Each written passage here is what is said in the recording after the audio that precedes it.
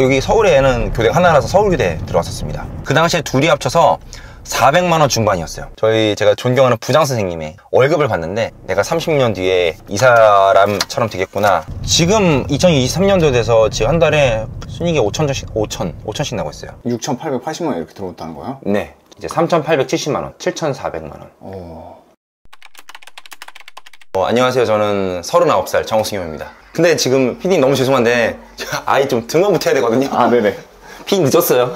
아이가 5살인데 네. 낯을 가려가지고 인사는 안 하지만 속으로는 방귀 넣고 있습니다. 아, 직접 등원을 시키나요? 네, 제가 아침에 시켜야 돼요. 와이프가 출근을 해가지고 네. 제가 그나마 사업을 하니까 조금 자유롭잖아요. 그래서 출근할 때 등원은 제가 시키고 하원은 와이프가 시킵니다. 사업을 한다고 하셨는데 어떤 사업을 하고 계세요? 마케팅을 하고 있어요. 그러니까 광고 대행업인데 생소하실 거예요. 블로그 마케팅 대행사를 지금 현재 운영하고 있습니다. 예를 들어서 클라이언트가 있죠. 주변에 있는 전문직이신 분들, 의사, 변호사 이런 분들을 블로그도 관리해드리고 있고, 아니면 오프라인에 있는 매장들을 블로그로 관리해드리고 있는 거예요. 그러니까 홍보를 해드리는 겁니다. 가시죠. 아, 알았어. 그거 보여줄게. 이렇게 직접 등원시킨 지 몇 년 차 하세요? 등원을 계속 시켰어요. 그러니까 3년 차죠. 유치원 갈 때는 아내도 학교를 가야 돼가지고 네. 그래서 등원을 시키기는 어려워요. 하시고요. 옳지. 2021년도 제가 퇴사하면서부터 등원을 시켰거든요. 아, 원래 전에는 다른 직장을 다니고 계셨었나요? 와이프랑 똑같이 부부교사였어요. 그러니까 저도 초등학교 교사였다가 지금은 퇴사를 하고 대행사를 하고 있습니다. 얼마나 하셨던 거예요, 교사를? 제가 29대부터 했어요. 7년이나 7년.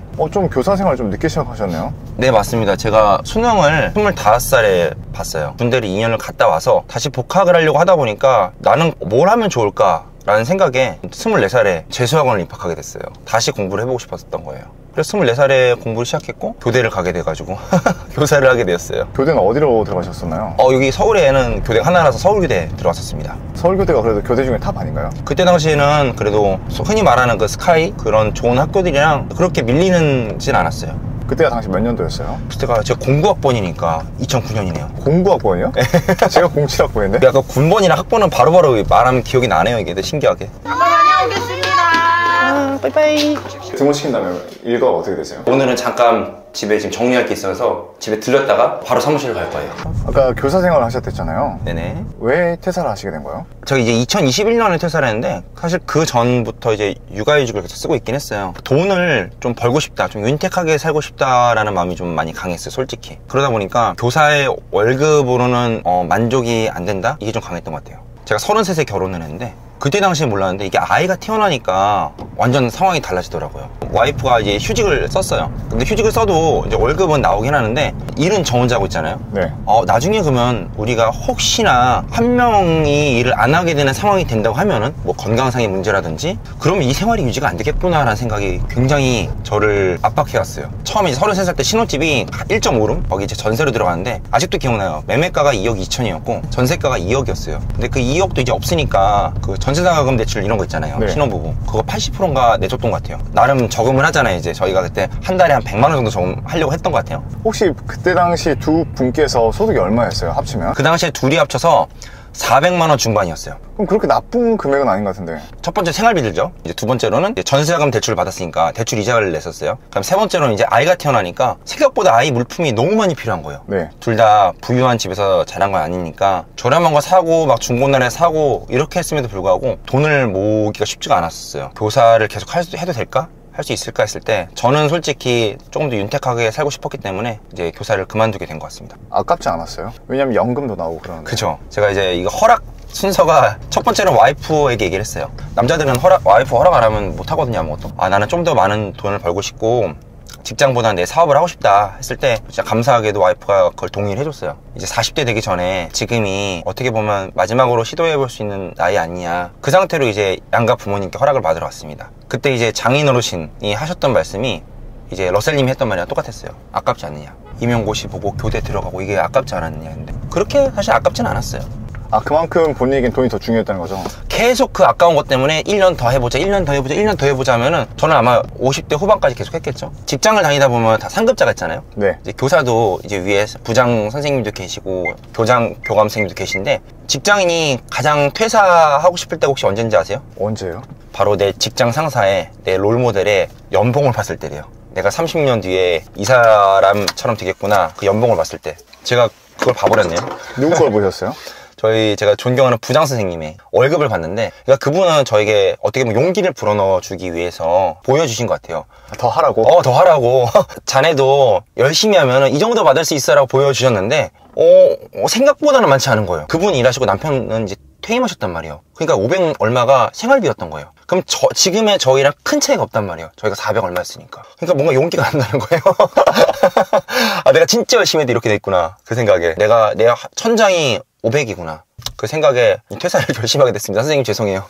교사가 되는 게 돈을 벌려고 하는 건 아니잖아요. 아이들을 교육시키고 대한민국의 교육 발전을 위해서 하는 거 아닌가요? 맞습니다. 제가 퇴사했다고 하면은 제일 먼저 물어보는 게, 아니 아이들 사랑하지 않느냐. 근데 아이들은 사랑합니다. 뭐 대충 한 거 아니냐, 너 막 퇴사할 거니까 어차피 설렁설렁 하지 않았냐 할 텐데, 집에 가면 있어요. 그 문제집도 썼고 교과서도 썼고 심지어 장과상도 받았어요. 그러니까 할 만큼 했습니다. 제가 썼던 그 책들이요, 서울교대 창의인재교육센터 수학연구팀 개발 정승현 선생님, 여기 있죠. 시중에 있는 책에 그 문제를 써서 수익 창출해도 되나요? 공무원이 겸직이 되는 것들이 몇 가지가 있는데, 그 중에 하나가 이 문제집과 그 다음 교과서 같은 거예요. 그러니까 전문성이 되는 것들. 저 실제로 영재도 가르쳤거든요. 네. 교육청에서. 그것도 겸직이 돼요. 돈을 벌고 싶었단 말이에요. 그래서 저는 평일에는 학교에 가고 토요일에는 교육청에 가서 영재들 가르쳤어요. 그럼 영재 교육 가르치면 수당이 얼마 들어와요? 영재 교육이 하루에 20만 원 줬습니다. 매주 하는 게 아니라 뭐 격주에 한 번 혹은 때로는 한 달에 한 번 이렇게 있어요. 확실히 영재는 진짜 일반 아이들과 다른가요? 제 개인적인 생각입니다. 만들어진 영재가 있고 진짜 선천적인 약간 그런 영재가 있는 것 같아요. 근데 이제 교육청에 오는 아이들 보면은 만들어진 영재들도 있어요. 진짜 유치원 때부터 교육을 받았던 애들. 영재가 보통 3, 4, 5, 6을 가르치거든요. 네. 근데 이제 5학년 정도 되면 고등학교 거 다 할 줄 알아요. 만들어진 영재들도? 네, 만들어진 애들이. 근데 선천적인 애들 있잖아요. 그런 애들은 선행교육을 안 받은 애들도 있어요. 영재학교인데도 뭔가 그 굉장한 탤런트가 있어요. 이거는 진짜 가르치며 봐야 알아요. 약간 소름이 돋아요.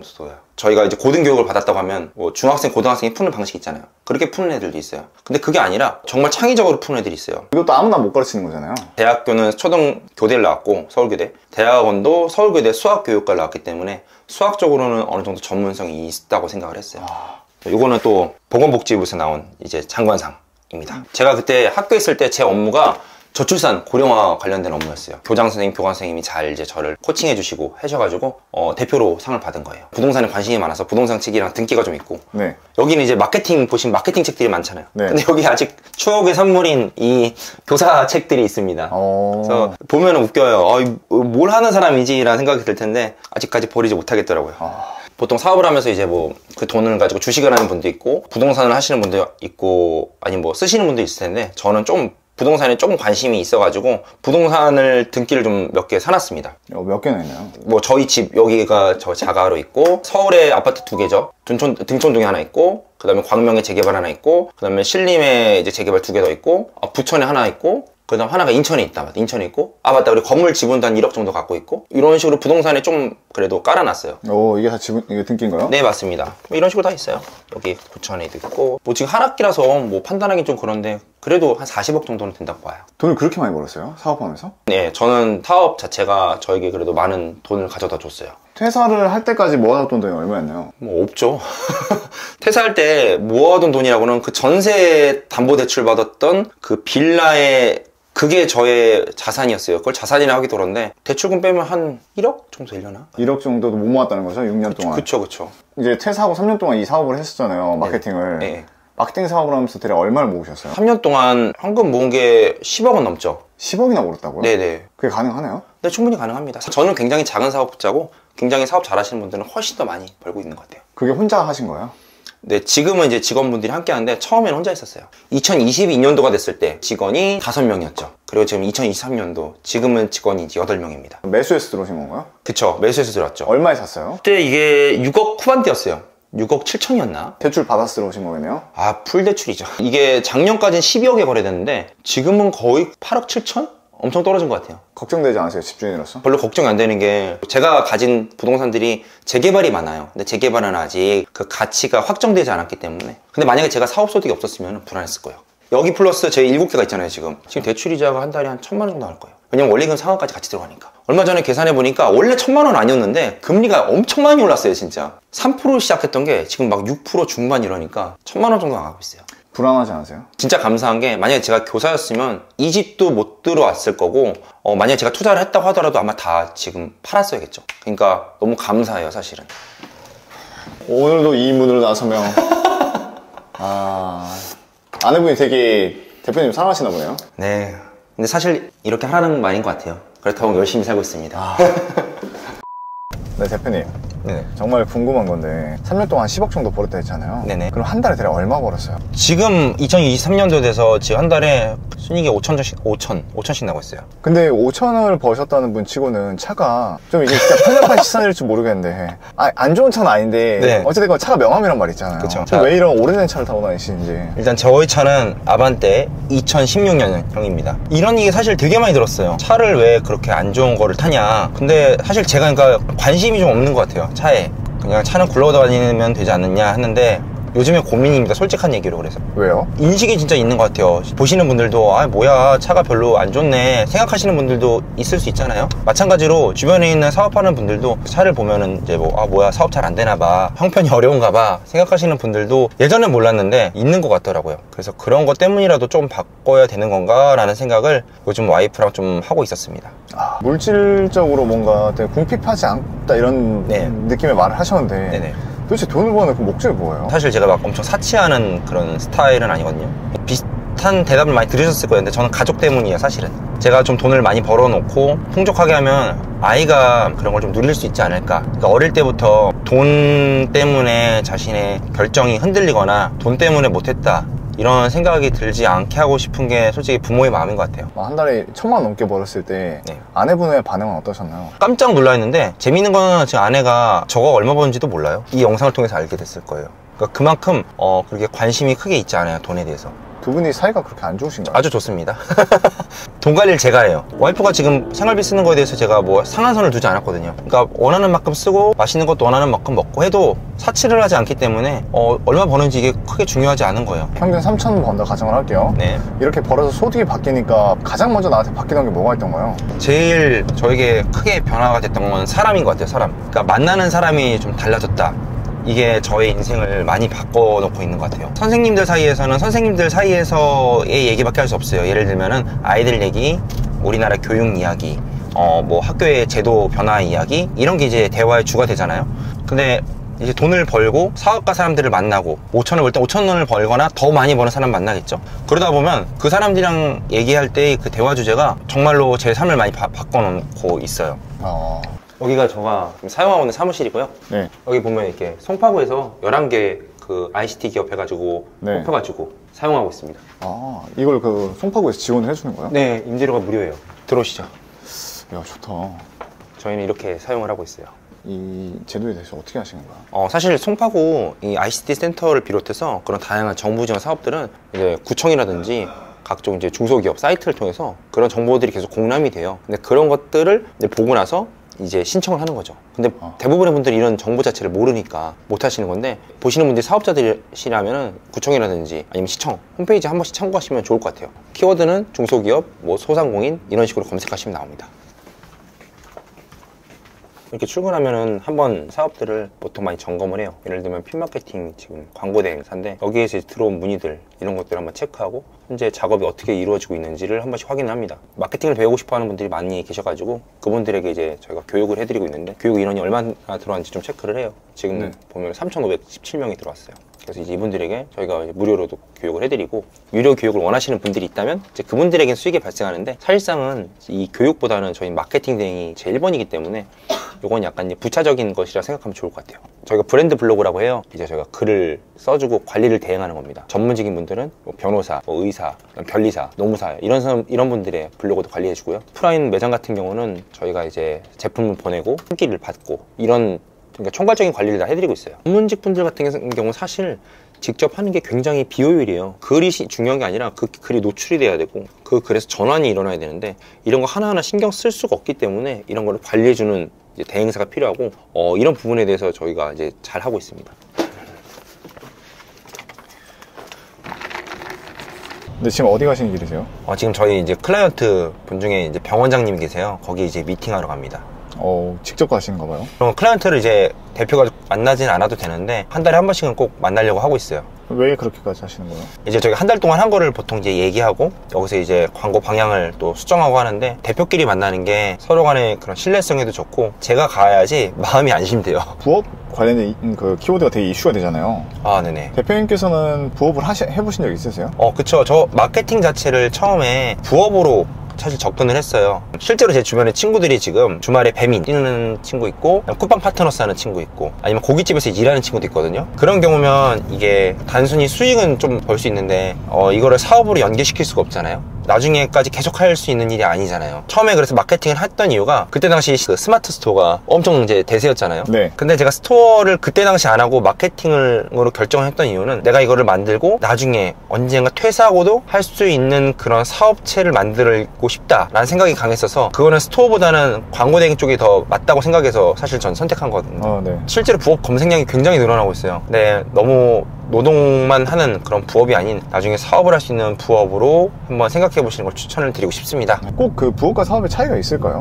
굉장히 많은 그런 인사이트를 얻게 돼요. 예를 들면 병원을 어떻게 운영하는 것인지, 병원장님이 의사 선생님들을 어떤 식으로 이제 같이 협력을 하는지, 그리고 이제 병원에서의 그런 체계가 어떤지 이런 것들을 제가 알고 싶지 않아도 알게 돼요. 왜냐하면 마케팅을 해줘야 되니까. 저는 그러니까 업종을 되게 많이 경험했어요. 그냥 지나가면서 보는 대부분의 업종을 다 경험했거든요. 내가 좀 경제적 자유라는 걸 좀 적극적으로 추진하고 싶다 하시는 분은 사업으로 시작을 해라. 그것도 말씀을 좀 드리고 싶어요. 여기는 어딘가요? 여기 압구정에 있는 피부과에 왔습니다. 강남에도 피부과가 많은데 이 압구정에 있는 피부과들이 잘하는 곳들이 여기 많이 모여있더라고요. 이 병원은 어떤 거 담당해 주세요? 블로그도 하고 유튜브도 해서 총괄로 지금 다 하고 있어요. 병원 같은 경우에는 이렇게 마케팅쟁이 도대체 어떤 루트를 통해서 연락이 오는 거예요? 영업사원이 한 분도 없어요. 주로 홈페이지 통해서 문의를 하십니다. 저의 그 미약한 유튜버 블로그를 보고 오세요. 죄송한데 여기 혼자 들어갈게요. 네.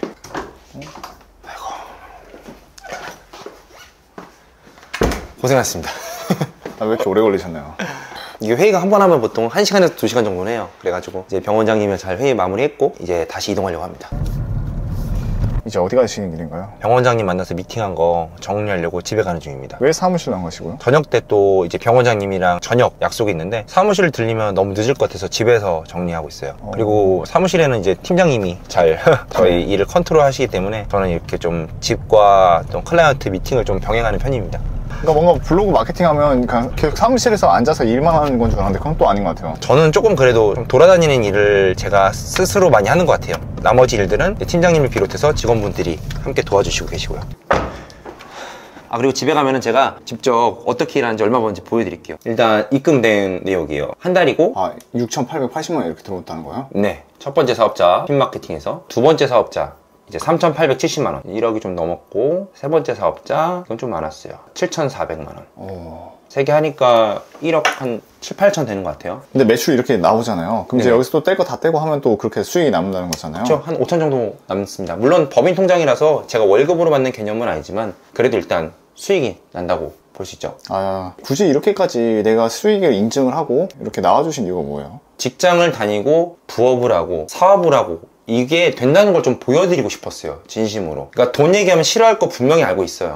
그러니까 불편함을 느끼는 사람들도 있을 겁니다. 근데 이거를 굳이 제가 이런 것까지 다 까면서 말씀드린 이유는 이런 게 정말로 세상에 있다. 그리고 퇴사하고도 사업을 할 수 있다. 그런 수단이 있다는 거를 그냥 제가 욕먹지만 그래도 이런 게 있다는 걸 좀 말씀을 드리고 싶었어요. 알려주면 알려줄수록 경쟁자가 많아지잖아요. 네네. 그럼 굳이 안 좋은 거 아닌가요? 내가 먹을 이렇게 파이가 줄어드는데? 저희는 전문직을 중심으로 한다고 하면 어떤 분은 요식업을 중심으로 하고요. 어떤 분은 고시원을 중심으로 해요. 다 다릅니다. 그러니까 오히려 공생관계예요. 실제로 저는 가르쳤던 분들이랑 너무 이 공생관계가 좋은 게 저희가 블로거가 필요할 때는 요청을 해요. 그럼 훨씬 더 빨리 일이 되거든요.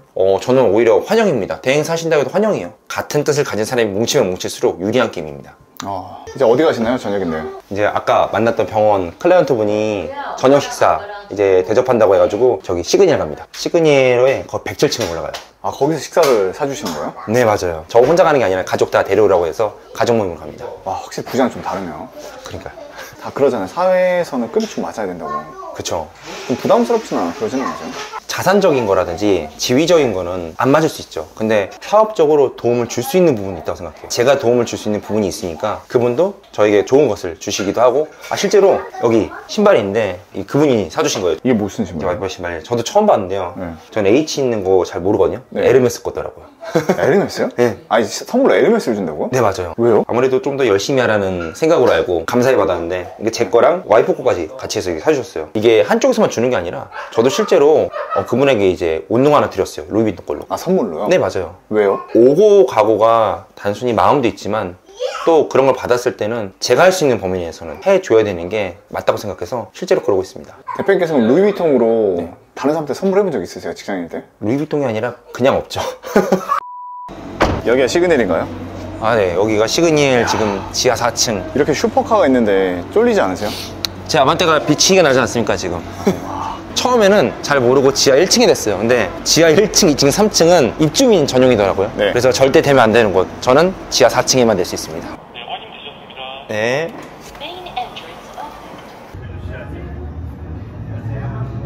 여기가 시그니엘 107층 가는 길입니다. 여기 엘리베이터 타면은 한 번에 107층까지 갈 수 있어요. 전에 와이프랑 프로포즈 할 때는 여기 스테이라고 해서 80몇 층에 있는 음식점으로 왔었어요. 근데 거기는 출입이 가능한 곳이었거든요, 아무나. 근데 사실 그때는 이런 데가 있는지도 몰랐는데 이제는 좀 출입이 어려운 곳도 가니까 감개가 무량합니다. 어떻게 여기까지 오실 수 있을 거라고 생각을 하셨었나요? 아마 보시는 분들은 그럴 수 있어요. 이게 뭐 시그니엘 거주하는 것도 아닌데 그냥 한 번 온 거 가지고 너무 얘기하는 거 아니냐. 적어도 한 번 발을 들일 수 있다는 자체가 저에게는 굉장히 기회고 변화가 있었다고 생각합니다.